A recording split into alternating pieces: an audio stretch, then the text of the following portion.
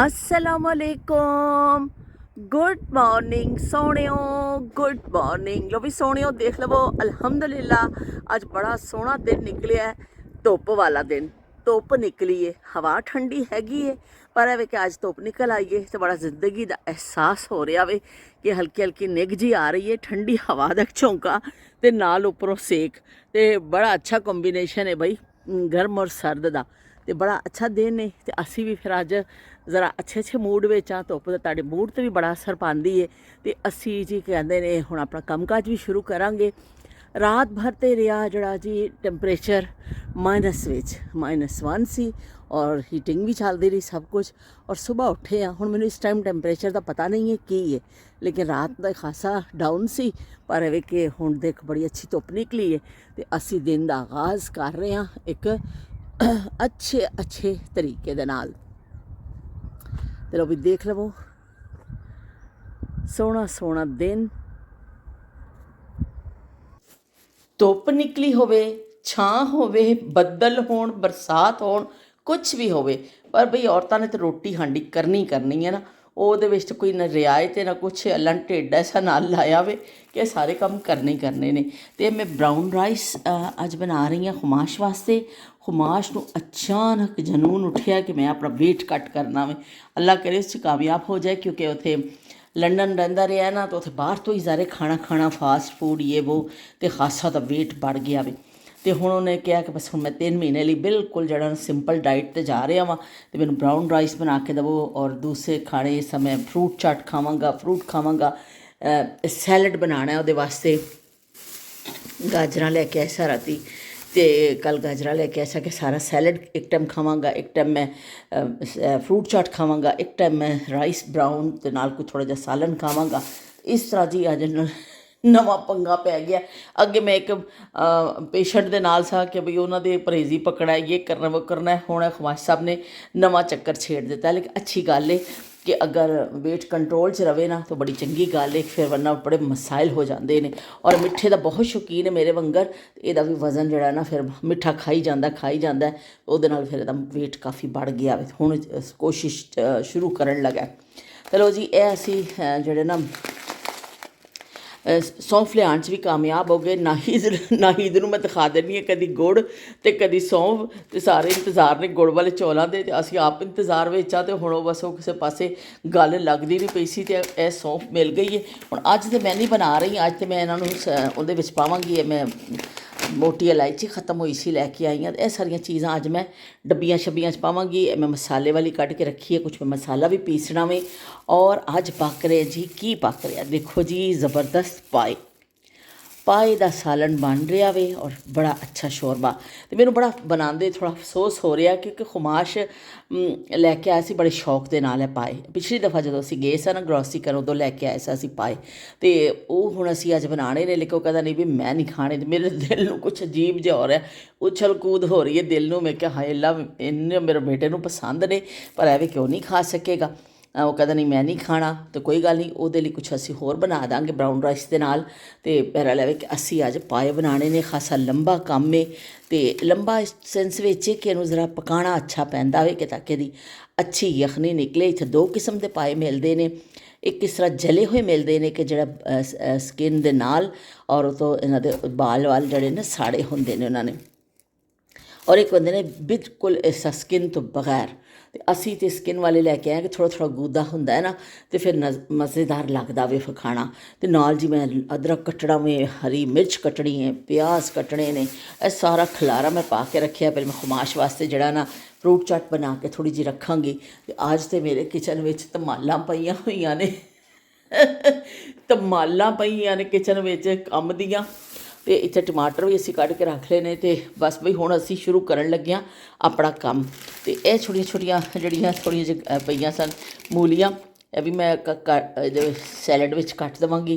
तो चलो भी असी हुण अपना काम शुरू करिए। शदीद किचन गंदा हो रहा, पर है कि असी हुण तुहानूं साफ़ करके भी दिखावांगे। ऐसी गल नहीं है कि हम सुगड़ बच्चे नहीं हैं, असी खासे सुगड़ बच्चे हाँ। हुण इनू जड़ा ना सारा इनू क्लीन करांगे। उत्थे भांडियां दे ढेर लगे हुए ने, तो नक्शा देख लवो बई किस कदर भयानक मंजर है तुहाडे सामने। तो उस बाद फिर असीं इहनूं साफ़ करके तुहानूं दिखाने। ਪਾਏ ਨੂੰ ਅਸੀਂ ਅੱਛੀ ਤਰ੍ਹਾਂ ਧੋ ਲਿਆ ਵੇ, ਬਹੁਤ ਅੱਛਾ ਮਲ ਮਲ ਕੇ, ਕੋਈ ਬਾਲ ਵਾਲ ਰਹਿ ਨਾ ਜਾਏ। ਔਰ ਉਸ ਤੋਂ ਬਾਅਦ ਫਿਰ ਪਾਣੀ ਪਾ ਕੇ ਮੈਂ ਚੜ੍ਹਾ ਦਿੱਤਾ ਵੇ। ਇੱਕ ਉਬਾਲ ਆਏਗਾ ਨਾ, ਅਸੀਂ ਪਾਣੀ ਇਹਦਾ ਕੱਢ ਦੇਵਾਂਗੇ ਔਰ ਉਸ ਤੋਂ ਬਾਅਦ ਫਿਰ ਅਸੀਂ ਨਵਾਂ ਪਾਣੀ ਪਾ ਕੇ ਔਰ ਦੁਬਾਰਾ ਤੋਂ ਇਹਨੂੰ ਪੱਕਣ ਵਾਸਤੇ ਰੱਖ ਦੇਵਾਂਗੇ। ਪਾਏ ਉਬਲ ਗਏ, ਅਸੀਂ ਇੱਕ ਦਫਾ ਉਹਦਾ ਪਾਣੀ ਕੱਢ ਦਿੱਤਾ ਔਰ ਇੱਕ ਦਫਾ ਫਿਰ ਉਹਨੂੰ ਅੱਛੀ ਤਰ੍ਹਾਂ ਧੋ ਲਿਆ। ਉਸ ਤੋਂ ਬਾਅਦ ਅਸੀਂ ਇਹਦੇ 'ਚ ਪਾ ਦਾਂਗੇ ਇੱਕ ਪਿਆਜ਼ ਛਿੱਲ ਕੇ ਔਰ ਇੱਕ ਲਸਣ ਦੀ ਪੋਥੀ ਜਾਏਗੀ ਔਰ ਇਹਦੇ ਵਿੱਚ ਜਾਏਗਾ ਨਮਕ। ਨਮਕ ਅਸੀਂ ਪੂਰਾ ਨਹੀਂ ਪਾਵਾਂਗੇ, ਥੋੜ੍ਹਾ ਜਿਹਾ ਪਾਵਾਂਗੇ ਔਰ ਇਹਨੂੰ ਹਲਕੀ ਅੱਗ 'ਤੇ ਨਾ ਅਸੀਂ ਬਸ ਪੱਕਣ ਵਾਸਤੇ ਰੱਖ ਦਾਂਗੇ, ਕਿਉਂਕਿ ਹਲਕੇ ਹਲਕੇ ਪੱਕੇਗਾ ਔਰ ਇਹਦਾ ਯਖਨੀ ਨਿਕਲੇਗੀ ਪਾਏ ਦੀ। ਅਤੇ ਪਾਣੀ ਅਸੀਂ ਉਨਾ ਪਾਉਣਾ ਵੇ ਕਿ ਜਿਹੜਾ ਬਾਅਦ ਵਿੱਚ ਅਸੀਂ ਜਿਹੜਾ ਸ਼ੋਰਬਾ ਲਾਣਾ ਵੇ ਨਾ, ਅਸੀਂ ਸਾਦਾ ਪਾਣੀ ਨਹੀਂ ਪਾਉਣਾ, ਯਖਨੀ ਹੀ ਇਸਤੇਮਾਲ ਕਰਾਂਗੇ। ਇਸ ਤੋਂ ਮੈਂ ਕੁੱਕਰ ਲਪਾਲਪ ਭਰ ਕੇ ਰੱਖ ਦਿੱਤਾ ਵੇ, ਇਹਨੂੰ ਹਲਕੀ ਅੱਗ ਕਰ ਦਾਂਗੀ।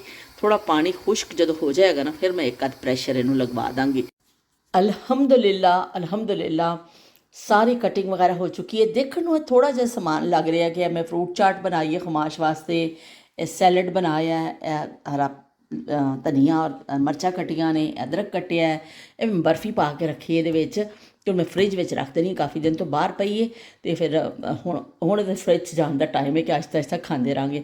ਲੇਕਿਨ ਇਹ ਸਾਰੀ ਕਟਿੰਗ ਵਟਿੰਗ ਕੀਤੀ, ਉੱਧਰ ਪਾਏ ਚੜ੍ਹਾਏ, ਪਾਏ ਧੋਤੇ ਔਰ ਨਾਲ ਜੀ ਸਾਰੇ ਬਰਤਨ ਧੋਤੇ, ਪੂਰਾ ਸਾਫ਼ ਕੀਤਾ, ਕਲੀਨ ਕੀਤਾ ਮੈਂ, ਕਿਉਂ ਜ਼ਿਆਦਾਤਰ ਬਰਤਨ ਹੱਥ ਨਾਲ ਧੋਣ ਵਾਲੇ ਸਨ। ਅਤੇ ਬਈ ਖਾਸੀ ਥਕਾਵਟ ਹੋ ਗਈ ਹੈ, ਪਰ ਇਹ ਕਿ ਖੁਸ਼ੀ ਵੀ ਇਸ ਚੀਜ਼ ਦੀ ਹੁੰਦੀ ਹੈ ਕਿ ਚਲੋ ਅੱਲਾਹ ਪਾਕ ਨੇ ਇੰਨੀ ਹਿੰਮਤ ਦਿੱਤੀ ਹੈ ਕਿ ਅਸੀਂ ਆਪਣੇ ਕੰਮ ਖੁਦ ਨਿਪਟਾ ਲੈਂਦੇ ਹਾਂ। ਅੱਲਾਹ ਪਾਕ ਨੇ ਮੁਹਤਾਜੀ ਤੋਂ ਬਚਾਇਆ ਹੋਇਆ ਸਾਨੂੰ। ਇਸ ਤਰਫ ਪਾਏ ਜਿਹੜੇ ਨੇ ਅਸੀਂ ਅੱਛਾ ਪਾਣੀ ਪਾ ਕੇ ਇਹਨਾਂ ਨੂੰ ਚੜ੍ਹਾ ਦਿੱਤਾ ਸੀ, ਅਤੇ ਹਲਕੀ ਹਲਕੀ ਅੱਗ 'ਤੇ ਪੱਕਦੇ ਨੇ, ਯਖਨੀ ਇਹਨਾਂ ਦੀ ਨਿਕਲਦੀ ਹੈ।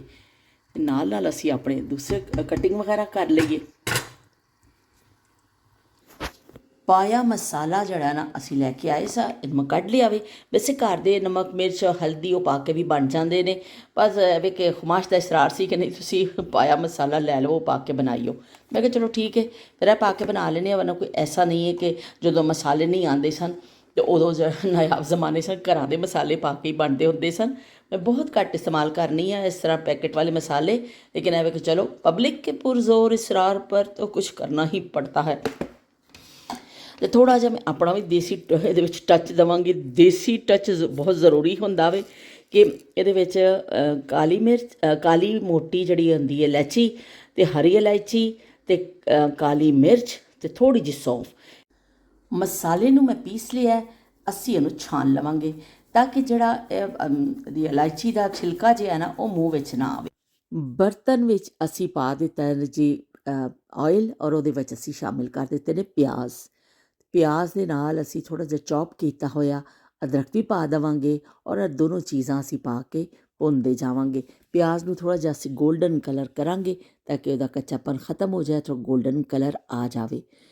ਜ਼ਬਰਦਸਤ ਜੀ ਪਾਏ ਜਿਹੜੇ ਨੇ ਸਰਦੀ ਦੇ ਹਿਸਾਬ ਦੇ ਨਾਲ ਬੜਾ ਬਿਹਤਰੀਨ ਆਈਟਮ ਹੁੰਦਾ ਵੇ, ਅਤੇ ਇਹਦੇ ਵਿੱਚ ਅਸੀਂ ਸ਼ਾਮਿਲ ਕਰ ਦੇਵਾਂਗੇ। ਹੁਣ ਜਦੋਂ ਦੇਖਿਆ ਸੀ ਕਿ ਪਿਆਜ਼ ਅੱਛਾ ਗੁਲਾਬੀ ਕਲਰ ਦਾ ਹੋ ਗਿਆ, ਜਿਹੜੇ ਅਸੀਂ ਪਾਇਆ ਨੂੰ ਅੱਛਾ ਜਿਹਾ ਯਖਨੀ ਬਣਾਈਏ, ਉਹਨਾਂ ਨੂੰ ਗਲਾ ਕੇ ਰੱਖਿਆ ਸੀ, ਅਸੀਂ ਇਹਦੇ ਵਿੱਚ ਸ਼ਾਮਿਲ ਕਰ ਦੇਵਾਂਗੇ। ਬਿਸਮਿਲ੍ਲਾਹਿਰ ਰਹਿਮਾਨਿਰ ਰਹੀਮ। ਅਸੀਂ ਸਾਰੇ ਚੰਗੀ ਤਰ੍ਹਾਂ ਲੱਭ ਕੇ ਸਾਰੇ ਪਾਏ ਜਿਹੜੇ ਨੇ ਇਹਦੇ ਵਿੱਚ ਸੁੱਟ ਦੇਣੇ ਨੇ ਕਿ ਕੋਈ ਰਹਿ ਨਾ ਜਾਵੇ, ਅਤੇ ਬਸ ਵੀ ਉਹਨੂੰ ਅਸੀਂ ਘੁਮਾਉਂਦੇ ਜਾਣਾ ਵੇ। ਚੰਗਾ ਜਿਹਾ ਅਸੀਂ ਇਹਦੀ ਭੁਨਾਈ ਕਰਾਂਗੇ ਕਿ ਇਹਦਾ ਜਿਹੜਾ ਕੱਚਾਪਨ ਖ਼ਤਮ ਹੋਵੇ। ਅਸੀਂ ਅੱਛਾ ਭੁੰਨਾਂਗੇ ਇਹਨੂੰ, ਜਿੰਨਾ ਜ਼ਬਰਦਸਤ ਤਰੀਕੇ ਨਾਲ ਭੁਨਾਈ ਇਹਦੀ ਹੋ ਜਾਏ ਉਨਾ ਹੀ ਟੇਸਟੀ ਬਣਦੇ ਨੇ। ਇਸ ਸਟੇਜ 'ਤੇ ਅਸੀਂ ਪਾਇਆ ਮਸਾਲਾ 'ਚ ਸ਼ਾਮਿਲ ਕਰ ਦਿੱਤਾ ਹੈ। ਅਗਰ ਤੁਸੀਂ ਘਰ ਦੇ ਮਸਾਲੇ ਨਮਕ ਮਿਰਚ ਹਲਦੀ ਜਾਂ ਜੋ ਵੀ ਮਸਾਲੇ ਪਾਉਣਾ ਚਾਹੋ ਉਹ ਫਿਰ ਆਪਣੇ ਯੂਜ਼ ਕਰ ਸਕਦੇ ਹੋ। ਅਤੇ ਚਲੋ ਜੀ ਅਸੀਂ ਇਹਨੂੰ ਮਸਾਲਾ ਪਾ ਕੇ ਚੰਗੀ ਭੁਨਾਈ ਕੀਤੀ, ਇੰਨੀ ਅੱਛੀ ਖੁਸ਼ਬੂ ਆ ਰਹੀ ਹੈ ਇਹਦੀ, ਔਰ ਬੜਾ ਦੇਖਣ 'ਚ ਵੀ ਬੜਾ ਵੀ ਚੰਗਾ ਪਿਆ ਲੱਗਦਾ, ਸੋਹਣਾ ਪਿਆ ਲੱਗਦਾ। ਅਤੇ ਅਸੀਂ ਇਹਦੇ ਵਿੱਚ ਦਹੀਂ ਸ਼ਾਮਿਲ ਕਰ ਦੇਵਾਂਗੇ। ਦਹੀਂ ਪਾ ਕੇ ਇੱਕ ਵਾਰੀ ਫਿਰ ਅਸੀਂ ਇਹਨੂੰ ਭੁੰਨਣਾ ਵੇ, ਤਾਂ ਕਿ ਦਹੀਂ ਦਾ ਜਿਹੜਾ ਟਮਾਟਰ ਅਸੀਂ ਯੂਜ਼ ਨਹੀਂ ਕੀਤੇ, ਅਸੀਂ ਦਹੀਂ ਦਾ ਇਸਤੇਮਾਲ ਇਹਦੇ ਵਿੱਚ ਕੀਤਾ ਵੇ। ਦਹੀਂ ਪਾ ਕੇ ਵੀ ਚੰਗਾ ਜਿਹਾ ਅਸੀਂ ਇਹਨੂੰ ਭੁੰਨ ਲੈਣਾ ਵੇ, ਅਤੇ ਦਹੀਂ ਦਾ ਪਾਣੀ ਖੁਸ਼ਕ ਹੋ ਜਾਏਗਾ। ਔਰ ਜਦੋਂ ਫਿਰ ਪਾਏ ਤੁਹਾਡੇ ਸੋਹਣੇ ਫਿਰ ਭੁੱਜ ਕੇ ਦੇਖੋ ਜੀ ਜ਼ਬਰਦਸਤ ਹੋ ਗਏ ਨੇ, ਦਹੀਂ ਦਾ ਪਾਣੀ ਖੁਸ਼ਕ ਹੋ ਗਿਆ। ਇਸ ਸਟੇਜ ਵਿੱਚ ਅਸੀਂ ਜਿਹੜੀ ਯਖਨੀ ਹੈ, ਜਿਹੜੀ ਅਸੀਂ ਅਲੱਗ ਤੋਂ ਰੱਖੀ ਹੋਈ ਸੀ ਪਾਏ ਕੱਢ ਕੇ, ਉਹ ਯਖਨੀ ਇਹਦੇ ਵਿੱਚ ਅਸੀਂ ਸ਼ਾਮਿਲ ਕਰ ਦੇਵਾਂਗੇ। ਤੇ ਚਲੋ ਜੀ ਯਖਨੀ ਵੀ ਸਾਡੀ ਇਹਦੇ 'ਚ ਚਲੀ ਗਈ ਹੈ। ਹੁਣ ਜੀ ਇਹ ਪੱਕਣਗੇ, ਉਹਦੀ ਯਖਨੀ ਵਿੱਚ ਥੋੜ੍ਹਾ ਮਸਾਲੇ ਦਾ ਵੀ ਅਸਰ ਆਏਗਾ, ਫਲੇਵਰ ਆਏਗਾ ਅਤੇ ਹੌਲੀ ਹੌਲੀ ਉਬਾਲ ਆਉਣਗੇ ਇਹਦੇ 'ਤੇ ਫਿਰ ਨਾਲ ਜਿਹੜਾ ਨਾ ਅਸੀਂ ਮਜ਼ੀਦ ਜਿਹੜਾ ਇਹਨਾਂ 'ਚ ਕਰਾਂਗੇ। ਜਦੋਂ ਅਸੀਂ ਦੇਖਿਆ ਕਿ ਅੱਧਾ ਸ਼ੋਰਬਾ ਸਾਡਾ ਖੁਸ਼ਕ ਹੋ ਗਿਆ ਵੇ, ਜਿੰਨਾ ਵੀ ਅਸੀਂ ਰੱਖਣਾ ਵੀ ਉਸ ਸਟੇਜ 'ਤੇ ਜਿਹੜਾ ਅਸੀਂ ਘਰ ਮਸਾਲਾ ਪੀਸਿਆ ਸੀ ਉਹਦੇ ਵਿੱਚ ਸ਼ਾਮਿਲ ਕਰ ਦੇਵਾਂਗੇ ਤਾਂ ਕਿ ਉਹਦੀ ਵੀ ਅੱਛੀ ਜਿਹੀ ਖੁਸ਼ਬੂ ਆ ਜਾਵੇ। ਅਤੇ ਇਹਦੇ ਉੱਤੇ ਅਸੀਂ ਢੱਕਣ ਲਾ ਦੇਵਾਂਗੇ ਤਾਂ ਕਿ ਅੱਛਾ ਜਿਹਾ ਮਸਾਲੇ ਦੇ ਨਾਲ ਗਰਮਾ ਗਰਮ ਪਾਏ ਤਿਆਰ ਹੋ ਚੁੱਕੇ ਨੇ। ਇਹਦੇ ਵਿੱਚ ਹੁਣ ਅਸੀਂ ਪਾ ਦੇਵਾਂਗੇ ਹਰਾ ਮਸਾਲਾ, ਕੁਛ ਮੈਂ ਇਹਦੇ ਵਿੱਚ ਸ਼ਾਮਿਲ ਕਰਾਂਗੀ ਔਰ ਕੁਛ ਫਿਰ ਅਸੀਂ ਜਦੋਂ ਸਰਵ ਕਰਾਂਗੇ ਡੋਂਗੇ ਵਿੱਚ ਪਾਵਾਂਗੇ ਉਦੋਂ ਅਸੀਂ ਸ਼ਾਮਿਲ ਕਰਾਂਗੇ। ਕੁਛ ਮੈਂ ਹੁਣੇ ਸ਼ਾਮਿਲ ਕਰ ਦਿੰਦੀ ਹਾਂ।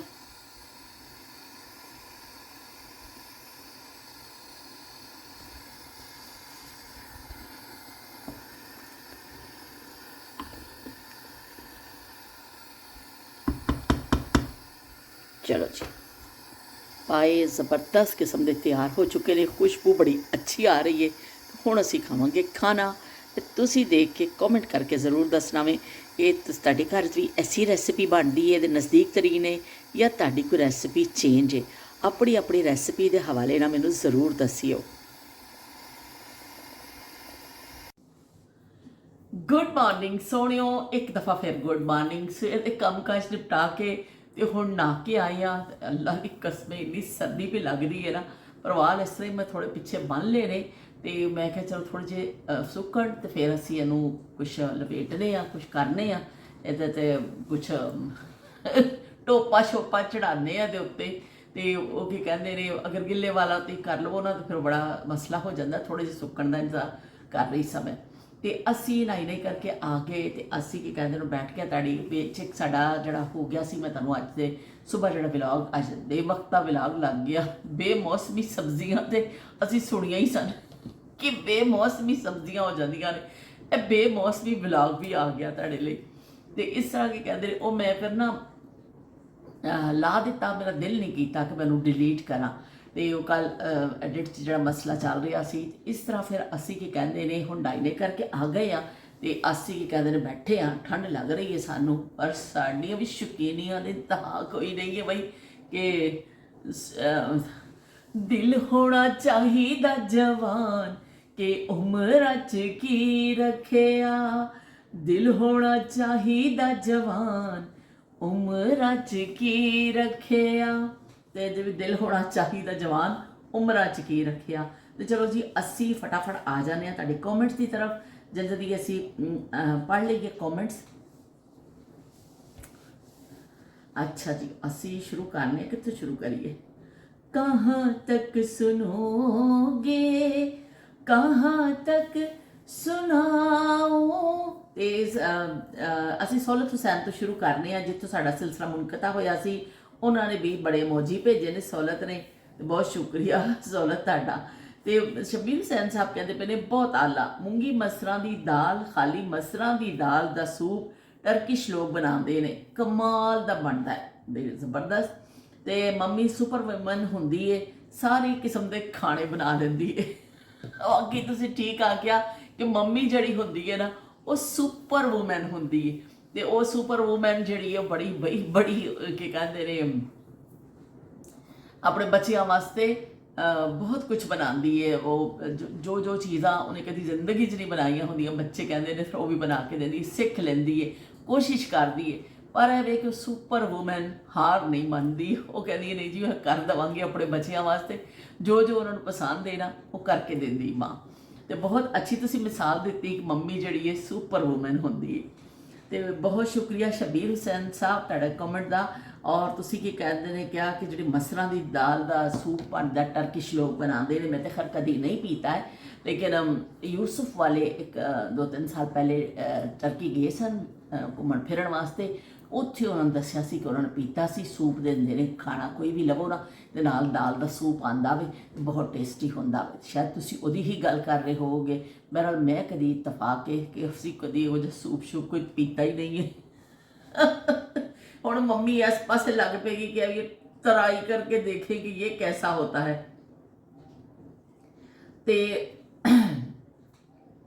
ਹਰਪ੍ਰੀਤ ਨੇ ਵੀ ਕਿਹਾ ਮੂੰਗ ਮਸੂਰ ਕੀ ਦਾਲ ਬੜੀ ਡਿਲੀਸ਼ੀਅਸ ਵੀ ਲੱਗਦੀ ਹੈ ਤੇ ਬੜੀ ਚੰਗੀ ਵੀ ਲੱਗਦੀ ਹੈ ਤੇ ਉਹਨਾਂ ਨੂੰ ਬਹੁਤ ਪਸੰਦ ਆਈ ਹੈ। ਤੇ ਉਹਨੇ ਕਿਹਾ ਬਹੁਤ ਥੈਂਕਸ, ਉਹਨਾਂ ਨੇ ਸਾਡਾ ਲਿਖਿਆ ਵੇ ਸ਼ੇਅਰਿੰਗ ਜਿਹੜੀ ਅਸੀਂ ਕਰਨੇ ਆ ਉਹਨਾਂ ਵਾਸਤੇ, ਉਹਨੂੰ ਬਹੁਤ ਚੰਗਾ ਲੱਗਿਆ। ਤੇ ਮੂੰਗੀ ਮਸਰਾਂ ਦੀ ਦਾਲ ਤੇ ਵੀ ਬੜੀ ਮਸ਼ਹੂਰ ਜੀ ਦਾਲ ਹੈ ਕਿ ਇਹਨੂੰ ਤੇ ਹਰ ਕੋਈ ਸ਼ੌਕ ਨਾਲ ਖਾਂਦਾ ਵੇ। ਔਰ ਕੀ ਕਹਿੰਦੇ ਨੇ ਦਾਲ ਖਾਣ ਵਾਲੇ ਵੀ ਲੋਕ ਜਿਹੜੇ ਨੇ ਬਹੁਤ ਜ਼ਿਆਦਾ ਨੇ। ਸਾਡੇ ਜਿਹੜੇ ਇੰਡੀਅਨਸ ਕੁਛ ਲੋਕ ਨੇ ਉਹ ਕੀ ਕਹਿੰਦੇ ਨੇ ਉਹ ਲੋਕ ਜਿਹੜੇ ਲੋਕ ਗੋਸ਼ਤ ਨਹੀਂ ਖਾਂਦੇ ਤੇ ਇਸ ਤਰ੍ਹਾਂ ਹੁੰਦਾ ਵੀ ਤੇ ਉਹ ਤਾਂ ਉਹਨਾਂ ਦੀ ਸ਼ਾਦੀਆਂ 'ਤੇ ਵੀ ਦਾਲ ਪੱਕਦੀ ਹੈ। ਸਾਡੇ ਵੀ ਇੱਥੇ ਜਿਹੜਾ ਜਿੱਥੇ ਸਿੰਧ ਦਾ ਕੁਛ ਇੱਕ ਇਲਾਕਾ ਵੇ ਜਿੱਥੇ ਇੰਡੀਆ ਦੀ ਸਰਹੱਦ ਨਾਲ ਲੱਗਦੀ ਹੈ ਔਰ ਇੱਥੇ ਵੀ ਹਿੰਦੂ ਬਰਾਦਰੀ ਹੈਗੀ ਹੈ ਸਾਡੀ, ਕੁਛ ਐਸੇ ਲੋਕ ਹੈਗੇ ਨੇ ਉਹ ਫਿਰ ਗੋਸ਼ਤ ਨਹੀਂ ਖਾਂਦੇ। ਫਿਰ ਸ਼ਾਦੀਆਂ ਵਿੱਚ ਵੀ ਲੋਕ ਉਹਨਾਂ ਵਾਸਤੇ ਫਿਰ ਆਪਣੇ ਜਿਹੜੇ ਦੋਸਤਾਂ ਨੂੰ ਇਨਵਾਈਟ ਕੀਤਾ ਹੁੰਦਾ ਹੈ ਨਾ, ਫਿਰ ਦਾਲ ਪਕਵਾਉਂਦੇ ਨੇ ਉਹਨਾਂ ਵਾਸਤੇ, ਸਬਜ਼ੀਆਂ ਪੱਕਦੀਆਂ ਨੇ ਜਿਸ ਤਰ੍ਹਾਂ ਦੂਸਰੇ ਖਾਣੇ ਪੱਕਦੇ ਨੇ ਇਸ ਤਰ੍ਹਾਂ ਫਿਰ ਉਹਨਾਂ ਵਾਸਤੇ ਉਹ ਦਾਲ ਔਰ ਸਬਜ਼ੀ ਦਾ ਆਈਟਮ ਰੱਖਿਆ ਜਾਂਦਾ ਵੀ ਤਾਂ ਕਿ ਸਾਰੇ ਮਹਿਮਾਨ ਨੇ ਔਰ ਲੁਤਫਅੰਦੋਜ਼ ਹੋਣ। ਔਰ ਮੂੰਗੀ ਮਸਰਾਂ ਦੀ ਦਾਲ ਤੇ ਬਈ ਜ਼ਬਰਦਸਤ ਹੈ ਕਿ ਹਰ ਘਰ 'ਚ ਪੱਕਦੀ ਔਰ ਖਾਣ 'ਚ ਵੀ ਬੜੀ ਅੱਛੀ ਹੁੰਦੀ।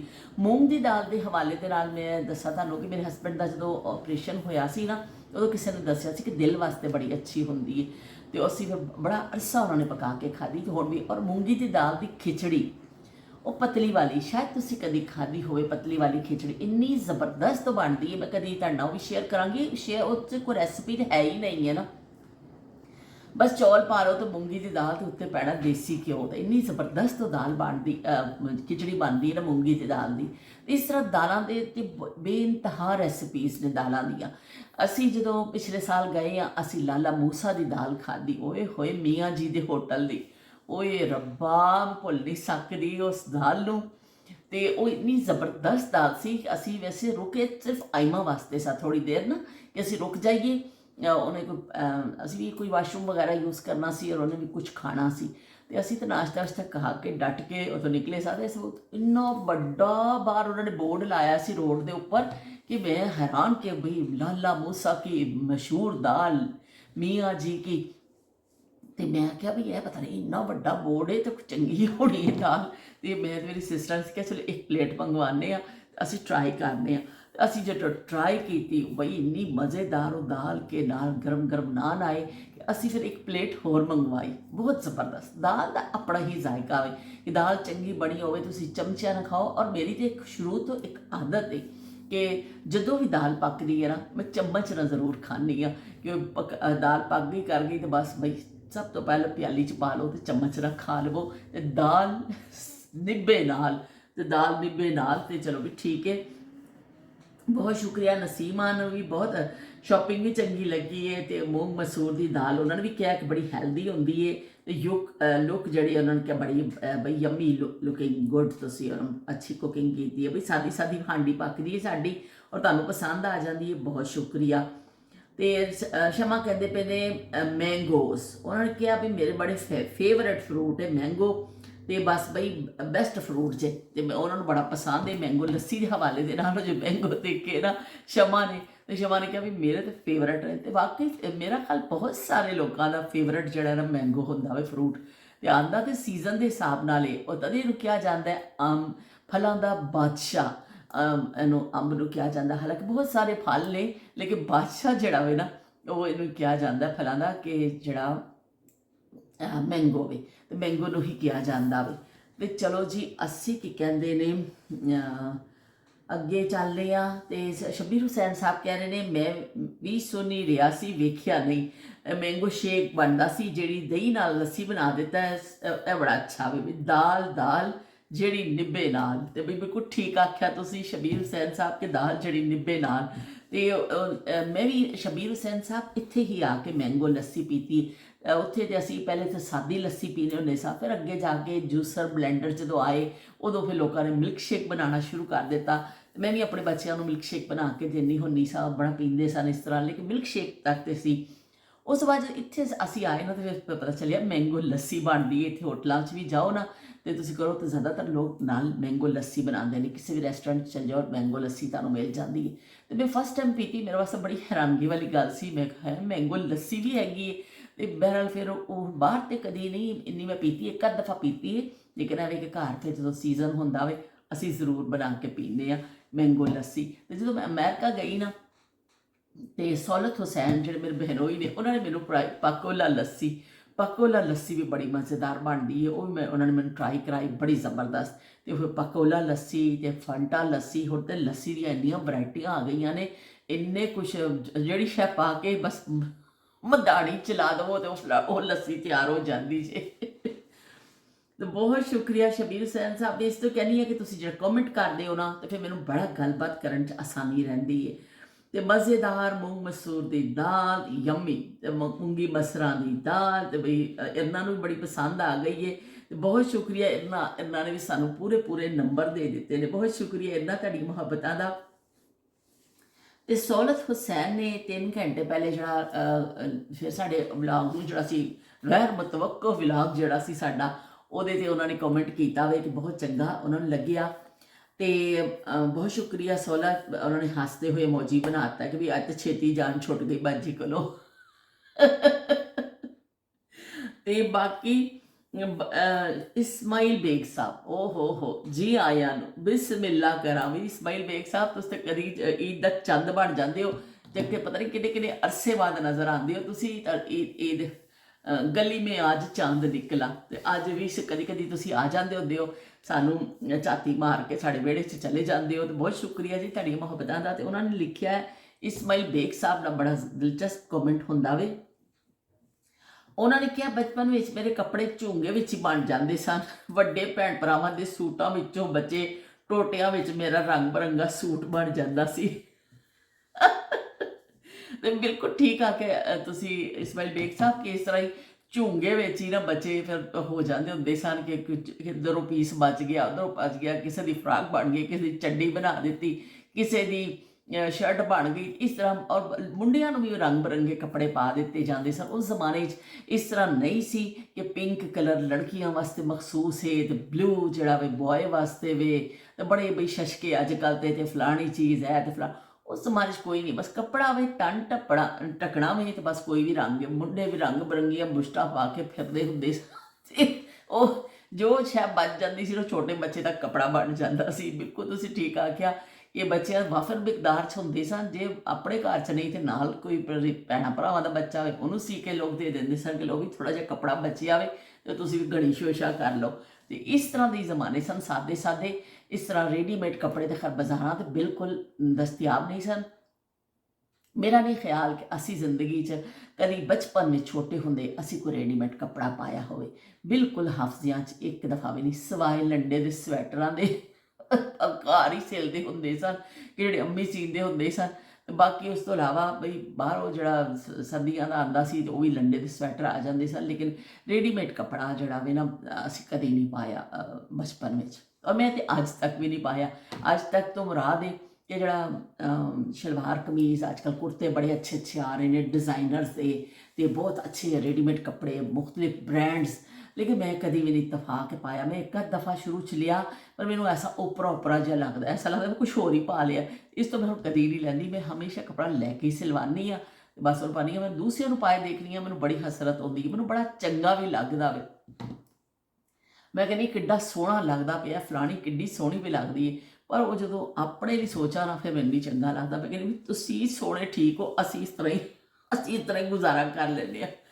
ਤੇ उज़मा कहते पे ने, वाह वाह इतनी जल्दी व्लॉग। शॉपिंग का असल मज़ा तो बाज़ार में घूम फिर कर ही आता है, और बार्गेनिंग के बगैर तो हमारी शॉपिंग बिल्कुल फीकी फीकी से लगती है। पूरे 1.5 हफ्ते से 3 शादियां अटेंड करके कमर टूट गई, बुखार चढ़ गया है, लेकिन हर फंक्शन में लाजमी शिरकत की। आज रात वलीमा है, आखिरी फंक्शन, हिम्मत नहीं, जोड़ दुख रहा है, लेकिन जाना लाजमी है। अपने सब व्यूवर्स को पूछे कि शादी पर जाने का किस किस को शौक है, कौन मेरी तरह इंतजार करता है शादी का। ओ हो जबरदस्त भाई। चलो भी उस्मा की फरमाइश से दसो भाई कि किनू किनू शादी ब्याह ते जान का शौक है। सारे कमेंट इसी हवाले ना करियो।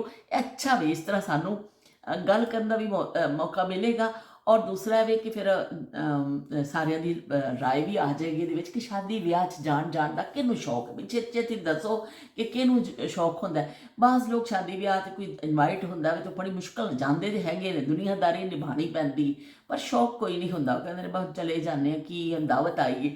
ਪਰ ਬਾਜ਼ ਲੋਕ ਤੇ ਦਾਵਤ ਦੇ ਨਾਂ 'ਤੇ ਖਿਲ ਜਾਂਦੇ ਨੇ ਫੁੱਲ ਦੀ ਤਰ੍ਹਾਂ ਕਿ ਓਏ ਹੋਏ ਹੋਏ ਦਾਵਤ ਆਈ ਹੈ ਹੁਣ ਤੇ ਬਈ ਅਸੀਂ ਜਾਣਾ ਹੀ ਜਾਣਾ ਵੇ। ਤੇ ਉਹ ਸ਼ਾਦੀ ਦੀ ਖੁਸ਼ੀ ਹੋ ਜਾਂਦੀ, ਭਾਵੇਂ ਆਪਣੀ ਹੈ ਭਾਵੇਂ ਕਿਸੇ ਦੀ ਸ਼ਾਦੀ ਹੈ, ਸ਼ਾਦੀ ਦੀ ਦਾਵਤ ਆ ਗਈ। ਤੇ ਤੁਸੀਂ ਕਿਹੜੀ ਕਿਸਮ ਵਿੱਚ ਸ਼ਾਮਿਲ ਹੋ, ਤੁਸੀਂ ਕਮੈਂਟ ਕਰਕੇ ਜ਼ਰੂਰ ਦੱਸਣਾ ਹੈ ਕਿ ਤੁਸੀਂ ਮਤਲਬ ਬਸ ਐਵੇਂ ਐਵੇਂ ਕਿ ਖਾਣਾ ਪੂਰੀ ਲਈ ਸ਼ਾਦੀ ਵਿੱਚ ਕਿਸੇ ਸ਼ਿਰਕਤ ਕਰਦੇ ਹੋ ਜਾਂ ਸ਼ੌਕ ਦੇ ਨਾਲ ਜਾਂਦੇ ਹੋ।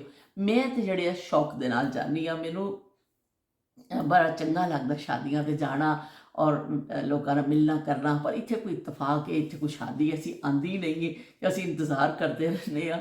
ਰੋਤੇ ਹੈ ਛਮ ਛਮ ਨੈਣ ਕੇ, ਇੱਥੇ ਕੋਈ ਸ਼ਾਦੀ ਨਹੀਂ ਆਉਂਦੀ, ਅਸੀਂ ਫਿਰ ਜਿਹੜਾ ਨਾ ਇੰਤਜ਼ਾਰ ਹੀ ਕਰਦੇ ਰਹਿੰਦੇ ਹਾਂ। ਤਾਂ ਜੇ ਪਾਕਿਸਤਾਨ ਜਾਣ ਦਾ ਇੰਤਜ਼ਾਰ ਹੁੰਦਾ ਵੇ ਕਿ ਉੱਥੇ ਜਾਈਏ, ਕੋਈ ਸ਼ਾਦੀ ਵਿਆਹ ਅਟੈਂਡ ਕਰੀਏ, ਤੇ ਪਾਕਿਸਤਾਨ ਦੀ ਸ਼ਾਦੀਆਂ ਦਾ ਆਪਣਾ ਹੀ ਮਜ਼ਾ ਵੇ। ਤੇ ਲੋ ਜੀ ਉਜ਼ਮਾ, ਅੱਲਾਹ ਪਾਕ ਤੁਹਾਨੂੰ ਹਿੰਮਤ ਦੇਵੇ, ਅੱਲਾਹ ਪਾਕ ਤੁਹਾਨੂੰ ਜਿਹੜਾ ਨਾ ਕਰੇ ਕਿ ਤੁਸੀਂ ਸ਼ਾਦੀਆਂ ਅਟੈਂਡ ਕਰੋ, ਬਹੁਤ ਹਿੰਮਤ ਮਿਲੇ ਤੁਹਾਨੂੰ। ਬਹੁਤ ਸ਼ੁਕਰੀਆ ਤੁਸੀਂ ਕਮੈਂਟ ਕੀਤਾ ਤੇ ਇੰਨਾ ਅੱਛਾ ਸਾਨੂੰ ਮਸ਼ਵਰਾ ਵੀ ਦੇ ਦਿੱਤਾ ਕਿ ਅਸੀਂ ਸਾਰਿਆਂ ਕੋਲੋਂ ਪੁੱਛ ਲਿਆ ਵੀ ਸਾਰਿਆਂ ਨੇ ਇसी ਹਵਾਲੇ ਨਾਲ ਕਮੈਂਟ करना है। ਤੇ ਉਹ ਕਹਿੰਦੇ ਪਏ ਨੇ ਉਜ਼ਮਾ, कहते रात का मंजर खूबसूरत मंजर मुझे जब समझ ना आए कि क्या पकाएं या मेहनत का मूड ना हो तो मूंगी मसरा की दाल पका लेती हूँ। शौहर बहुत शौक से खाते हैं। बेटी इसे झटपट हांडी कहती है, बेटा कहता है जेल वाली दाल। ਤੇ ਬਈ ਬੇਟੇ ਦਾ ਤਬਸਰਾ ਤੇ ਸਭ ਤੋਂ ਅੱਛਾ ਹੈ ਕਿ ਜੇਲ ਵਾਲੀ ਦਾਲ। ਤੇ ਇਹਨੂੰ ਬਿਮਾਰਾਂ ਵਾਲੀ ਦਾਲ ਵੀ ਕਿਹਾ ਜਾਂਦਾ। ਜਦੋਂ ਕੋਈ ਬਿਮਾਰ ਹੋ ਜਾਂਦਾ ਹੈ ਨਾ, ਉਹਨੂੰ ਫਿਰ ਕਿਹਾ ਜਾਂਦਾ ਇਹਨੂੰ ਮੂੰਗੀ ਦੀ ਦਾਲ ਪਕਾ ਦੇਵੋ, ਮੂੰਗੀ ਦੀ ਦਾਲ ਦੀ ਖਿਚੜੀ ਬਣਾ ਦੇਵੋ। ਇਹ ਬਿਮਾਰਾਂ ਵਾਲੀ ਵੀ ਦਾਲ ਕਹਿਲਾਉਂਦੀ ਹੈ ਕਿ ਉਹ ਜਿਹੜਾ ਕੋਈ ਬਿਮਾਰ ਹੈ ਉਹ ਸਭ ਤੋਂ ਪਹਿਲੇ ਜ਼ਿਹਨ ਵਿੱਚ ਨਾ ਜਿਹੜਾ ਆਉਂਦਾ ਨਾ ਖਿਆਲ, ਐਸਾ ਵੱਡੇ ਬਲਬ ਨਾਲ ਰੋਸ਼ਨੀ ਪੈਂਦੀ ਹੈ, ਉਹ ਇਹੀ ਹੁੰਦੀ ਹੈ ਕਿ ਮੂੰਗੀ ਦੀ ਦਾਲ ਬਣਾ ਦੇਵੋ। ਮਸਰਾਂ ਦੀ ਤਾਂ ਬੜੀ ਬਈ ਅਲੱਗ ਉਹਦੀ ਹੈ, ਅਸੀਂ ਤਾਂ ਮਿਕਸ ਕਰਕੇ ਬਣਾਈਆਂ ਸਨ, ਲੇਕਿਨ ਮੂੰਗੀ ਦੀ ਦਾਲ ਬਿਮਾਰੀ ਦੇ ਹਵਾਲੇ ਦੇ ਨਾਲ ਵੀ ਬੜੀ ਸਰੇ ਫਹਿਰਿਸਤ ਹੈ। ਜਿਹੜਾ ਬਿਮਾਰ ਹੁੰਦਾ ਉਹਨੂੰ ਕਹਿੰਦੇ ਚਲੋ ਵੀ ਮੂੰਗੀ ਦੀ ਦਾਲ ਪਾ ਦੇਵੋ। ਤੇ ਚਲੋ ਜੀ ਠੀਕ ਹੈ। ਬੇਟੇ ਦਾ ਗੱਲ ਬੜੀ ਚੰਗੀ ਲੱਗੀ ਕਿ ਜੇਲ੍ਹ ਵਾਲੀ ਦਾਲ, ਕਿ ਜੇ ਕੈਦੀਆਂ ਨੂੰ ਜਿਹੜੀ ਮਿਲਦੀ ਹੈ ਨਾ, ਉਹ ਇੰਦਾ ਹਸਪਤਾਲ ਵਾਲੀ ਦਾਲ ਵੀ ਇਹਨੂੰ ਕਿਹਾ ਜਾ ਸਕਦਾ ਵੇ। ਤੇ ਵਾਕਈ ਵੀ ਔਰਤਾਂ ਨੂੰ ਫਿਰ ਕੁਛ ਨਾ ਕੁਛ ਤੇ ਉਹਨਾਂ ਨੂੰ ਰੋਜ਼ ਕਰਨਾ ਹੁੰਦਾ ਨਾ, ਤਾਂ ਉਹ ਵਿਚਾਰੀਆਂ ਫਿਰ ਲੱਗਦੀਆਂ ਨੇ ਕਿ ਅਸੀਂ ਕੁਛ ਕਰੀਏ। ਤੇ ਹਰਪ੍ਰੀਤ ਕਹਿੰਦੇ ਪਏ ਨੇ ਕਿ ਵੀ ਮਾਂ ਜਿਹੜੀ ਹੁੰਦੀ ਸੀ ਉਸ ਜ਼ਮਾਨੇ ਦੀ ਔਰਤ ਜਿਹੜੀ ਸੀ, ਬੜੇ ਅੱਛੇ ਕੱਪੜੇ ਬਣਾਉਂਦੀ ਸੀ, ਐਮਬਰਾਇਡਰੀ ਵਾਲੇ, ਔਰ ਸਟਿਚਿੰਗ ਕਰਦੀ ਸੀ, ਔਰ ਬੜਾ ਕ੍ਰੋਸ ਸਟਿਚ ਬਣਾਉਂਦੀ ਸੀ, ਨਿਟਿੰਗ ਕਰਦੀ ਸੀ, ਬਹੁਤ ਕੁਝ ਕਰਦੀ ਸੀ, ਸਮੋਕਿੰਗ ਕਰਦੀ ਸੀ। ਤੇ ਉਹ ਬਹੁਤ ਜ਼ਿਆਦਾ ਆਪਣੇ ਬੱਚਿਆਂ ਵਾਸਤੇ ਨਾ ਰੰਗ ਬਰੰਗੀਆਂ ਚੀਜ਼ਾਂ, ਖੂਬਸੂਰਤ ਚੀਜ਼ਾਂ ਤਖਲੀਕ ਕਰਦੀ ਸੀ ਮਾਂ। ਤੇ ਬਹੁਤ ਸ਼ੁਕਰੀਆ ਕਿ ਇਹ ਜਿਹੜੀ ਸਮੋਕਿੰਗ ਜਿਹੜੀ ਹੁੰਦੀ ਹੈ, ਇਹ ਸਾਡੀ ਅੰਮੀ ਨੇ ਵੀ ਬਣਾਇਆ ਹੋਇਆ ਵੇ ਕਿ ਉਹ ਇਸ ਤਰ੍ਹਾਂ ਧਾਗੇ ਨੂੰ ਸੂਈ ਨੂੰ ਪਰੋ ਕੇ ਫਿਰ ਇੱਕ ਟਾਂਕਾ ਖਿੱਚੀ ਦਾ, ਉਹਦਾ ਕੱਪੜਾ ਖੁਦ ਬ ਖੁਦ ਇਕੱਠਾ ਹੁੰਦਾ ਜਾਂਦਾ। ਇਸ ਤਰੀਕੇ ਨਾਲ ਬਣਾਇਆ ਜਾਂਦਾ ਸੀ ਜਿਵੇਂ ਅੱਜ ਕੱਲ੍ਹ ਇਲਾਸਟਿਕ ਪਾ ਕੇ ਕੱਪੜੇ ਨੂੰ ਇਕੱਠਾ ਕੀਤਾ ਜਾਂਦਾ ਹੈ ਨਾ, ਕਿ ਬਸ ਕੱਪੜਿਆਂ ਨੂੰ ਸਭ ਖੋਲ੍ਹੋ, ਲੇਕਿਨ ਇੱਥੇ ਚੁਣ ਜਿਹੀ ਆਈ ਹੁੰਦੀ ਹੈ ਜਾਂ ਬਾਹਾਂ ਦੇ ਅੱਗੇ ਇਲਾਸਟਿਕ ਕਰ। ਉਸ ਜ਼ਮਾਨੇ 'ਚ ਟਾਂਕੇ ਦੇ ਨਾਲ ਕੱਪੜੇ ਨੂੰ ਇਸ ਤਰ੍ਹਾਂ ਕੀਤਾ ਜਾਂਦਾ ਸੀ, ਉਹ ਬਹੁਤ ਖੂਬਸੂਰਤ ਲੱਗਦਾ ਸੀ। ਔਰ ਫਿਰ ਉਹ ਬੱਚੀਆਂ ਦੀ ਫਰੋਕਾਂ 'ਤੇ ਬਣਾਇਆ ਜਾਂਦਾ ਸੀ, ਔਰ ਬੜੇ ਖੂਬਸੂਰਤ ਟਾਂਕੇ ਆਉਂਦੇ ਸਨ ਜਦੋਂ ਉਹ ਜ਼ਮਾਨੇ ਸਨ। ਫਿਰ ਘਰ ਵਿੱਚ ਹੀ ਸਾਰੀਆਂ ਚੀਜ਼ਾਂ ਬਣਾਈਆਂ ਜਾਂਦੀਆਂ ਸਨ। ਬਹੁਤ ਸ਼ੁਕਰੀਆ ਹਰਪ੍ਰੀਤ ਤੁਹਾਡੀ ਮੁਹੱਬਤਾਂ ਦਾ। ਅਸੀਂ ਜਿਹੜੀ ਆ ਅਸੀਂ ਕੀ ਕਹਿੰਦੇ ਨੇ ਖੁਸ਼ੀ ਖੁਸ਼ੀ ਸਾਰਿਆਂ ਦੇ ਕਮੈਂਟ ਪੜ੍ਹ ਲੈਂਦੇ ਆ। ਇਹ ਦੁਪੱਟਾ ਜਿਹੜਾ ਵੇ ਥੋੜ੍ਹਾ ਜਿਹਾ ਮੈਨੂੰ ਤੰਗ ਕਰਦਾ ਵੇ, ਕਦੇ ਮੈਨੂੰ ਇਸ ਕਿਸਮ ਦੇ ਦੁਪੱਟੇ ਪਸੰਦ ਨਹੀਂ ਨੇ।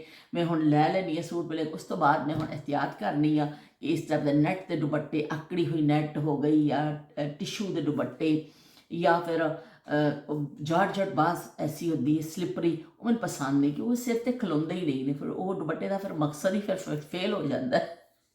ਪਰ ਉਹ ਕੀ ਕਰੀਏ, ਜਿਹੜੇ ਲੈ ਬੈਠੇ ਆ ਉਹਨਾਂ ਨੂੰ ਤਾਂ ਹੰਡਾਣਾ ਵੇ ਨਾ ਅਸੀਂ। ਤੇ ਬਹੁਤ शुक्रिया जी। शमा कहते पे ने आजकल तो क्लोथिंग ब्रांड्स ने हमारा काम आसान कर दिया है। तो भाई रंग बिरंगे पाओ, इन्ने खूबसूरत उन्होंने क्या ड्रेसिस बनते हैं, इन्ने खूबसूरत ड्रेसिस बनते हैं कि बई तुसी परफेक्ट हुंदा वे, ਉਹਦੇ कलर भी बड़े अच्छे होंगे ने। और ਜਿਹੜੇ ਨਾ ਸਾਡੇ ਰਵਾਇਤੀ ਟ੍ਰੈਡੀਸ਼ਨਲ ਚੀਜ਼ਾਂ ਹੁੰਦੀਆਂ ਨੇ ਬੜੀ ਅੱਛੀ ਚੀਜ਼ਾਂ ਮਿਲ ਜਾਂਦੀਆਂ। ਤੇ ਬਿਲਕੁਲ ਤੁਸੀਂ ਠੀਕ ਆਖਿਆ ਸ਼ਮਾ ਕਿ ਅੱਜ ਕੱਲ੍ਹ ਤੇ ਭਰਮਾਰ ਹੈ। ਇੱਕ ਸੂਟ ਲੈਣ ਜਾਓ ਨਾ ਤੁਹਾਨੂੰ ਸਮਝ ਹੀ ਨਹੀਂ ਲੱਗਦੀ, ਜਾਂ ਦੋ ਖਰੀਦਣੇ ਹੋਣ, ਜਿਵੇਂ ਕੋਈ ਸ਼ਾਦੀ ਹੈ ਤੁਸੀਂ ਅੱਛਾ ਸਮਝ ਨਹੀਂ ਆਉਂਦੀ। ਆਮ ਕੱਪੜੇ ਵੀ ਤੁਸੀਂ ਜਿਹੜੇ ਖਰੀਦਦੇ ਨੇ ਤੁਹਾਨੂੰ ਸਮਝ ਨਹੀਂ ਆਉਂਦੀ। ਲੋਕ ਕਦੀ ਫਲਾਣੇ ਵੱਲ ਜਾਂਦੇ ਨੇ, ਕਦੀ ਉੱਧਰ ਚੈੱਕ ਕਰਦੇ ਨੇ, ਕਦੀ ਇੱਥੇ ਚੈੱਕ ਕਰਦੇ ਨੇ। ਇੰਨੀ ਵੈਰਾਈਟੀ ਆ ਗਈ ਨਾ ਕੱਪੜੇ ਦੇ ਨਾਂ 'ਤੇ ਕਿ ਤੁਸੀਂ ਵੀ ਤੁਹਾਡਾ ਦਿਮਾਗ ਜਿਹੜਾ ਘੁੰਮ ਜਾਂਦਾ ਵੇ ਤੁਹਾਡਾ ਕਿ ਇੰਨਾ ਖੂਬਸੂਰਤ। ਔਰ ਪਾਕਿਸਤਾਨੀ ਡਰੈਸਿਸ ਤੇ ਬਾਕੀ ਮਜ਼ਾਕ ਤੋਂ ਇਲਾਵਾ ਇਹ ਬੜੇ ਪਿਆਰੇ ਨੇ, ਬਹੁਤ ਅੱਛੀ ਇਹਨਾਂ ਦੀ ਡਿਜ਼ਾਈਨਿੰਗ ਹੋ ਰਹੀ ਹੈ। ਔਰ ਜਿਹੜੀ ਦੁਲਹਨਾਂ ਵੀ ਪਾਉਂਦੀਆਂ ਨੇ, ਬੜੇ ਬੜੇ ਅੱਛੇ ਡਿਜ਼ਾਈਨਰਸ ਦੇ ਕੱਪੜੇ, ਉਹ ਵੀ ਅੱਛੇ ਹੁੰਦੇ ਨੇ। ਔਰ ਜੇ ਆਮ ਅਸੀਂ ਇਸਤੇਮਾਲ ਦੇ 3 ਪੀਸ ਸੂਟ ਲੈਂਦੇ ਹਾਂ, ਉਹ ਵੀ ਬੜੇ ਅੱਛੇ ਅੱਛੇ ਮਿਲ ਜਾਂਦੇ ਨੇ। ਤੇ ਉਹ ਕੀ ਕਹਿੰਦੇ ਨੇ, ਬਹੁਤ ਅੱਛੇ ਵਾਕਈ ਪਾਕਿਸਤਾਨੀ ਡਰੈਸਿਸ ਨੇ, ਦੁਨੀਆ ਭਰ 'ਚ ਇਹਨਾਂ ਦਾ ਨਾਮ ਹੈ। ਤੇ ਉਸੀ ਵਜ੍ਹਾ ਦੇ ਨਾਲ ਇਹੀ ਵਜ੍ਹਾ ਵੇ ਕਿ ਅਸੀਂ ਜਿਹੜਾ ਨਾ ਅੱਜ ਕੱਲ੍ਹ, ਮੈਂ ਕਦੀ ਵੀ ਇੱਥੋਂ ਕਦੀ ਕੱਪੜਾ ਨਹੀਂ ਖਰੀਦਿਆ, ਮੈਂ ਆਪਣੇ ਪਾਕਿਸਤਾਨੀ ਕੱਪੜੇ ਹੀ ਪਾਉਂਦੀ ਹਾਂ, ਕਿ ਸਾਦੇ ਹੀ ਲੈਂਦੀ ਹਾਂ ਸੂਟ, ਬਸ ਜ਼ਿਆਦਾ ਨਹੀਂ ਇਸ ਤਰ੍ਹਾਂ ਹੁੰਦਾ। ਪਰ ਇਹ ਵੀ ਕਿ ਬਹੁਤ ਅੱਛੇ ਲੱਗਦੇ ਨੇ ਸਾਨੂੰ 3 ਪੀਸ ਸੂਟ, 2 ਪੀਸ ਸੂਟ, ਜਿਸ ਤਰ੍ਹਾਂ ਦੇ ਵੀ ਤੁਸੀਂ ਲੈਣਾ ਚਾਹੋ, ਬਹੁਤ ਅੱਛੀ ਵੈਰਾਈਟੀ। ਪ੍ਰਿੰਟਡ ਸੂਟ ਵਿੱਚ ਅਗਰ ਤੁਸੀਂ ਐਮਬਰਾਇਡਰੀ ਵਾਲੇ ਲੈਣੇ ਨੇ, ਉਹਦੇ ਵਿੱਚ ਇਸ ਤਰ੍ਹਾਂ ਬਹੁਤ ਅੱਛੀ ਤੁਹਾਨੂੰ ਵੈਰਾਈਟੀ ਮਿਲ ਜਾਂਦੀ ਹੈ। ਤੇ ਇਹਦਾ ਵਾਕਈ ਕੋਈ ਜਵਾਬ ਨਹੀਂ। ਹੁਣ ਮਸਲਾ ਹੱਲ ਹੈ, ਹੁਣ ਕਿਸੇ ਨੂੰ ਘਰ ਬੈਠ ਕੇ ਅੱਖਾਂ ਲਾਉਣ ਦੀ ਜ਼ਰੂਰਤ ਨਹੀਂ ਹੈ, ਤੇ ਕਿਸੇ ਨੂੰ ਕਢਾਈਆਂ ਕਰਨ ਦੀ ਜ਼ਰੂਰਤ ਨਹੀਂ ਹੈ, ਕਿਸੇ ਨੂੰ ਕਿ ਕੱਪੜਾ ਰੰਗਾਉਣ ਦੀ ਜ਼ਰੂਰਤ ਨਹੀਂ, ਕਿਸੇ ਨੂੰ ਜਾ ਕੇ ਸਿਰਫ ਤੁਸੀਂ ਜਾਓ ਔਰ ਜਾ ਕੇ ਆਪਣੀ ਪਸੰਦ ਦਾ ਖਰੀਦ ਲਵੋ, ਜਾਂ ਆਨਲਾਈਨ ਹੀ ਤੁਸੀਂ ਘਰ ਬੈਠੇ ਬੈਠੇ ਖਰੀਦਦਾਰੀ ਕਰ ਸਕਦੇ ਹੋ। ਅੱਜ ਕੱਲ੍ਹ ਬਹੁਤ ਸਹੂਲਤ ਹੈ। ਪਰ ਇਹ ਕਿ ਪਾਕਿਸਤਾਨੀ ਡਰੈਸਿਸ ਨੰਬਰ 1 ਨੇ, ਮੈਨੂੰ ਖੁਦ ਬਹੁਤ ਪਸੰਦ ਨੇ, ਬਹੁਤ ਹੀ ਚੰਗੇ ਲੱਗਦੇ ਨੇ ਮੈਨੂੰ, ਮੇਰੇ ਜ਼ਾਤੀ ਤੌਰ 'ਤੇ ਨਾ ਮੈਨੂੰ ਬੜੀ ਚੰਗੀ ਲੱਗਦੀ ਹੈ ਬਈ। ਤੇ ਯੂਜ਼ਰ ਕਹਿੰਦੇ ਪਏ ਨੇ ਕਿ ਪਾਕਿਸਤਾਨੀ ਜਿਹੜਾ ਨਾ ਡਰੈਸਿਸ ਜਿਹੜਾ ਟੂ ਮੱਚ ਜਿਹੜਾ ਨਾ ਕੋਸਟਲੀ ਨੇ। ਇਸ ਤੋਂ ਹੁਣ ਮੈਂ ਤਾਂ ਵੀ ਟਰਨ ਦੂਸਰੀ ਤਰਫ ਕਰ ਲਿਆ ਵੇ, ਕਿ ਮੈਂ ਦੂਸਰੇ ਪਾਸੇ ਕਰ ਲਿਆ ਵੇ, ਵਰਨਾ ਮੈਨੂੰ ਕੀ ਕਹਿੰਦੇ ਨੇ ਮੈਂ ਅੱਛੇ ਲੱਗਦੇ ਨੇ ਉਹਨਾਂ ਨੂੰ ਵੀ, ਲੇਕਿਨ ਕਹਿੰਦੇ ਮਹਿੰਗੇ ਨੇ। ਬਾਕੀ ਮਹਿੰਗੇ ਤਾਂ ਜਿਹੜਾ ਬਾਹਰ ਕੱਪੜੇ ਬਹੁਤ ਮਹਿੰਗੇ ਨੇ, ਬਹੁਤ ਮਹਿੰਗੇ ਨੇ। ਆਮ ਬੰਦੇ ਦੀ ਮਤਲਬ ਦਸਤਰਸ ਵਿੱਚ ਨਹੀਂ ਨੇ ਉਹ ਕੱਪੜੇ, ਪਰ ਇਹ ਵੇਖ ਕੇ ਲੋਕ ਲੈਂਦੇ ਨੇ ਫਿਰ ਵੀ ਜਿਹੜੇ ਲੈਣ ਵਾਲੇ ਨੇ। ਪਰ ਇਹ ਵੇਖ ਕੇ ਜਦੋਂ ਹੀ ਸੇਲ ਲੱਗਦੀ ਇਸ ਤੋਂ ਹੀ ਕਿ ਲੋਕ ਫਿਰ ਸੇਲ 'ਤੇ ਇਸ ਤਰ੍ਹਾਂ ਦੌੜਦੇ ਨੇ ਕਿ ਸੇਲ 'ਤੇ ਫਿਰ ਬੜੀ ਅੱਛੀ ਤੁਹਾਨੂੰ ਹਾਫ ਪ੍ਰਾਈਸ 'ਤੇ ਮਿਲ ਜਾਂਦੇ ਨੇ। ਬਸ ਦਫਾ ਤੁਹਾਨੂੰ 40% ਆਫ 'ਤੇ ਮਿਲ ਜਾਂਦੇ ਨੇ। ਵੀ ਸੇਲ ਜਦੋਂ ਆਉਂਦੀ ਹੈ ਨਾ, ਉਦੋਂ ਤਾਂ ਔਰਤਾਂ ਦੀ ਹੋ ਜਾਂਦੀ ਨੇ ਮੌਜਾਂ।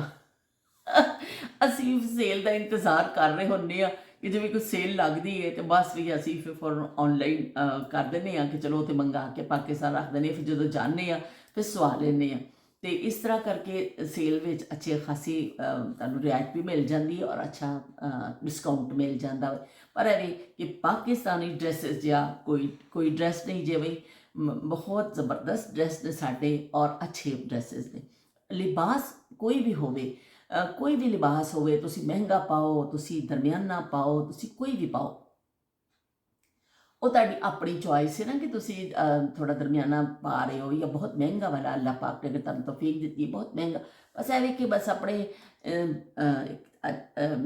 ਤੁਹਾਡਾ ਨਜ਼ਰ ਨਹੀਂ ਆਉਣਾ ਚਾਹੀਦਾ, ਤੁਹਾਡੀ ਐਸਾ ਕੱਟ ਜਾਂ ਕੋਈ ਐਸੀ ਚੀਜ਼ ਨਹੀਂ ਉਹਦੇ 'ਚ ਹੋਣੀ ਚਾਹੀਦੀ ਕਿ ਤੁਹਾਨੂੰ ਬੁਰਾ ਲੱਗੇ। ਵਰਨਾ ਲਿਬਾਸ ਦਾ ਮਤਲਬ ਹੀ ਹੈ ਵੀ ਕਿ ਟੱਕਣਾ ਤੁਸੀਂ ਆਪਣੇ ਆਪ ਨੂੰ, ਅਤੇ ਫਿਰ ਉਹ ਲਿਬਾਸ ਐਸਾ ਹੋਣਾ ਚਾਹੀਦਾ ਕਿ ਤੁਹਾਨੂੰ ਖੂਬਸੂਰਤੀ ਦਾ ਇਜ਼ਾਫਾ ਕਰੇ, ਨਾ ਕਿ ਤੁਹਾਡੇ ਮਤਲਬ ਤੁਹਾਨੂੰ ਬਦਨੁਮਾ ਕਰ ਦੇਵੇ। ਹਮੇਸ਼ਾ ਲਿਬਾਸ ਜਿਹੜਾ ਵੇ ਨਾ ਕੀ ਕਹਿੰਦੇ ਨੇ ਐਸਾ ਪਾਉਣਾ ਚਾਹੀਦਾ ਵੇ ਜਿਹਦੇ ਨਾਲ ਕੀ ਕਹਿੰਦੇ ਤੁਹਾਡੀ ਖੂਬਸੂਰਤੀ ਵਿੱਚ ਇਜ਼ਾਫਾ ਹੋਵੇ। ਔਰ ਬੜਾ ਅੱਛਾ ਲੱਗਦਾ ਵੇ ਅਗਰ ਤੁਸੀਂ ਅੱਛੇ ਤਰੀਕੇ ਨਾਲ ਪਾਉਂਦੇ ਹੋ ਨਾ, ਬਹੁਤ ਅੱਛਾ ਲੱਗਦਾ ਵੇ। ਤੇ ਚਲੋ ਜੀ, ਸਾਡੀ ਅੱਛੀ ਖਾਸੀ ਗੱਪਸ਼ਪ ਹੋ ਗਈ। ਮੈਂ ਤਦੇ ਤੁਹਾਨੂੰ ਕਹਿੰਦੀ ਹਾਂ ਕਿ ਤੁਸੀਂ ਕਮੈਂਟ ਜ਼ਰੂਰ ਕਰਿਆ ਕਰੋ। ਜਦੋਂ ਤੁਸੀਂ ਕਮੈਂਟ ਕਰਦੇ ਹੋ ਮੂੰਗੀ ਮਸਰਾਂ ਦੀ ਦਾਲ ਦੇ ਹਵਾਲੇ ਨਾਲ ਕਿੰਨੇ ਚੰਗੇ ਚੰਗੇ ਕਮੈਂਟ ਆਏ ਕਿ ਸਦਕੇ ਥੀਵਾਂ ਮੂੰਗੀ ਮਸਰਾਂ ਦੀ ਦਾਲ ਤੋਂ, ਜਿਹਨੇ ਇੰਨੇ ਸਾਰੀ ਸਾਨੂੰ ਗੱਲ ਕਰਨ ਦਾ ਮੌਕਾ ਦੇ ਦਿੱਤਾ। ਤੇ ਅਸੀਂ ਕੀ ਕਹਿੰਦੇ ਨੇ ਇਸ ਤਰ੍ਹਾਂ ਦੋਸਤ ਮਿਲਦੇ ਰਹਾਂਗੇ। ਤੁਸੀਂ ਕਮੈਂਟ ਜ਼ਰੂਰ ਕਰਿਆ ਕਰੋ, ਫਿਰ ਮੈਨੂੰ ਤੁਹਾਡੇ ਕਮੈਂਟ ਦੇ ਨਾਲ ਮੈਨੂੰ ਬੜੀ ਖੁਸ਼ੀ ਹੁੰਦੀ ਹੈ। ਅਸੀਂ ਜਿਹੜਾ ਨਾ ਖਿਲ ਜਾਂਦੇ ਹਾਂ ਫਿਰ ਕਿ ਉਹ ਖੁਸ਼ੀ ਦੇ ਨਾਲ ਕਿ ਉਹ ਗੱਲ ਕਰਨ ਦਾ ਮੌਕਾ ਮਿਲਦਾ ਵੇ। ਤੁਸੀਂ ਸਾਰਿਆਂ ਨੇ ਵੀ ਉਜ਼ਮਾ ਦੇ ਮਸ਼ਵਰੇ ਦੇ ਉੱਤੇ ਦੱਸਣਾ ਵੇ ਕਿ ਸ਼ਾਦੀ 'ਤੇ ਜਾਣਾ ਪਸੰਦ ਹੈ ਜਾਂ ਨਹੀਂ ਪਸੰਦ ਹੈ। ਵੀ ਇਹ ਜ਼ਰੂਰ ਤੁਸੀਂ ਇਸ ਸਵਾਲ ਦਾ ਜ਼ਰੂਰ ਜਵਾਬ ਦੇਣਾ ਵੀ ਸਾਰਿਆਂ ਨੇ, ਕਿ ਕਿਹਨੇ ਕੋਈ ਨੂੰ ਸ਼ੌਕ ਹੈ ਕਿੰਨੇ ਕਿੰਨੇ ਜਾਣਾ, ਕਿੰਨੇ ਕਿੰਨੇ ਜਾਣਾ ਬਿੱਲੋ ਦੇ ਘਰ, ਅਸਾਂ ਤੇ ਜਾਣਾ ਬਿੱਲੋ ਦੇ ਘਰ। ਚਾਲ ਜਿਹਦੀ ਮਸਤਾਨੀ ਏ, ਜਿਹਦੀ ਚੜ੍ਹਦੀ ਸ਼ੋਖ ਜਵਾਨੀ ਏ। ਚਾਲ ਜਿਹਦੀ ਮਸਤਾਨੀ ਏ, ਜਿਹਦੀ ਚੜ੍ਹਦੀ ਚੋਖ ਜਵਾਨੀ ਏ। ਜਿਹੜਾ ਰੰਗਿਆ ਇਸ ਨਗਨ ਦਾ, ਉਹ ਨਾ ਮੰਗੇ ਪਾਣੀ, ਭੰਗੜਾ ਪਾ ਮੁੰਡਿਆ। ਇਹ ਇਬਰਾਰ ਦਾ ਗਾਣਾ ਇੰਨਾ ਮਸ਼ਹੂਰ ਹੋਇਆ ਸੀ ਨਾ ਕਿ ਹੱਦ ਤੋਂ ਜ਼ਿਆਦਾ। ਕੁਝ ਬਸ ਹਰ ਬੰਦਾ ਹੀ ਕਹਿੰਦਾ ਸੀ ਕਿ ਕਿੰਨੇ ਕਿੰਨੇ ਜਾਣਾ ਬਿੱਲੋ ਦੇ ਘਰ। ਤੇ ਵੀ ਕਿਹਨੇ ਕਿਹਨੇ ਜਾਣਾ ਹੈ ਸ਼ਾਦੀ ਵਾਲੇ ਘਰ, ਕਿਹਨੂੰ ਕਿਹਨੂੰ ਸ਼ੌਕ ਹੈ ਸ਼ਾਦੀ ਵਾਲੇ ਘਰ ਜਾਣ ਦਾ। ਪਲੀਜ਼ ਇਹਦਾ ਤੁਸੀਂ ਕਮੈਂਟ ਕਰਕੇ ਜ਼ਰੂਰ ਦੱਸਿਓ। ਤੇ ਅਸੀਂ ਕੀ ਕਹਿੰਦੇ ਤੁਹਾਡੇ ਕੋਲ ਇਜਾਜ਼ਤ ਚਾਹੁੰਦੇ ਹਾਂ। ਅਸੀਂ ਅੱਜ ਪਾਇਆ ਹੋਇਆ माँ बदौलत ने पहना हुआ है वो सूट जो हमने उज़्मा के साथ हवेली में खाना खाया था ना, ਤੇ ਉਜ਼ਮਾ ਵੀ ਨਾਲ ਸਾਂ ਤੇ ਉਹ ਵਾਲਾ ਮੈਂ ਸੂਟ ਅੱਜ ਕੱਢ ਕੇ ਪਾਇਆ ਵੇ ਅਲਕਰਮ ਦਾ ਵੇ, ਔਰ ਬੜਾ ਅੱਛਾ ਵੀ ਇਹਦਾ ਕੱਪੜਾ ਅਲਕਰਮ ਦਾ ਮੈਨੂੰ ਬੜਾ ਪਸੰਦ ਆਉਂਦਾ ਵੇ। ਪਰ ਦੁਪੱਟੇ ਤੋਂ ਮਾਤ ਖਾ ਗਿਆ ਦੁਪੱਟਾ ਇਹ ਸੂਟ ਵਰਨਾ ਬੜਾ, ਲੇਕਿਨ ਚਲੋ ਹੁਣ ਅਸੀਂ ਕਹਿ ਸੂਟ ਹੰਡਾ ਦੇਵਾਂਗੇ ਤੇ ਦੁਪੱਟਾ ਫਿਰ ਕਿਸੇ ਦੇ ਕੰਮ ਆ ਜਾਏਗਾ, ਕਿਸੇ ਹੋਰ ਨੂੰ ਦੇ ਦੇਵਾਂਗੇ। ਲੇਕਿਨ ਐਵੇਂ ਕਿ ਵੈਸੇ ਮੈਨੂੰ ਬੜਾ ਪਸੰਦ ਹੈ ਅਲਕਰਮ ਦਾ ਜਿਹੜਾ ਕੱਪੜਾ ਹੈ ਨਾ, ਬਹੁਤ ਅੱਛਾ ਵੇ। ਤੇ ਇਸ ਤਰ੍ਹਾਂ ਕੀ ਕਹਿੰਦੇ ਨੇ ਅਸੀਂ ਗੱਲਬਾਤ ਆਪਣੀ ਕਰਦੇ ਰਵਾਂਗੇ ਇਨਸ਼ਾਅੱਲਾ। ਸਾਡੀ ਗੱਲਾਂ ਬਾਤਾਂ ਜਾਰੀ ਰਹਿਣੀਆਂ। ਤੁਸੀਂ ਜਲਦੀ ਮੈਨੂੰ ਕਮੈਂਟ ਕਰਕੇ ਦੱਸਣਾ ਵੀ ਸ਼ਾਦੀ ਵਿਆਹ ਦੇ ਹਵਾਲੇ ਦੇ ਨਾਲ, ਤੇ ਫਿਰ ਅਸੀਂ ਮਿਲਨੇ ਹਾਂ। ਅੱਲਾ ਹਾਫਿਜ਼, ਰੱਬ ਰੱਖਾ। ਕਿਨ ਕਿਨ ਜਾਣਾ